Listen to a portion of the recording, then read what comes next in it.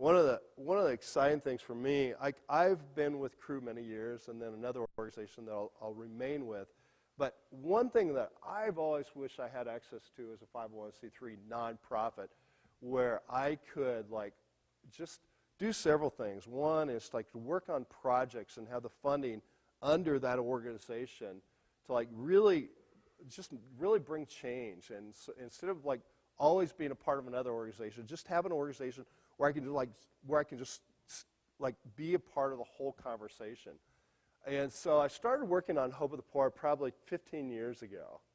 And it's just been a slow process of and finally get a lawyer. I'm not here in the United States that much. And so when I'd be home, I'd have a conversation, finally got a lawyer. And then all the paperwork and everything that goes into it. And then, but to be honest, during the whole time, I'm not sure I'll probably ever use this. I don't know what this is going to look like, when I do get everything done. Well, I came to the end of we received permission from the IRS to be a nonprofit and everything like that, and which is great. And it was at the same time I met Danny, and I just was incredibly called, to work alongside of him to change the conversation, not just in the United States, but just around the world on how we treat the poor, and to take some of our ideas of how we really, we feel incredibly convicted about loving the poor as Christ himself, and taking some of those ideas and being able to help a generation connect with the poor. And so we started Hope of the Poor together with that purpose. And so I live in Mexico City. I'm there probably 9 months of the year. I'm back 3 months a year. I go to Alaska and do mission work up there with the native Alaskans every summer for 2 months. And so, but Danny's here most of the time. And so what we've done now with Danny full time, he travels around singing and sharing stories about the poor. Most weeks he's probably in front of several thousand people.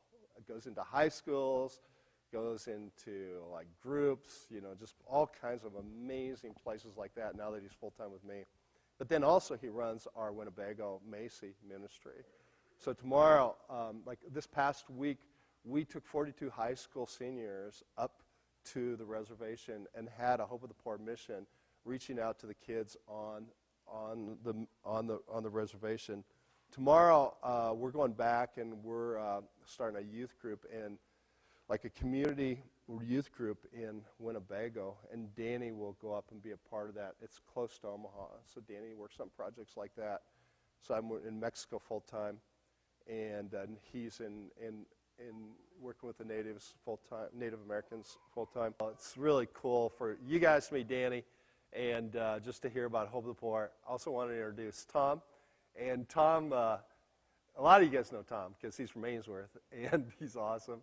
But every time we're playing somewhere close enough for him to drive to, he comes and does his box thing. I don't even know. It's awesome.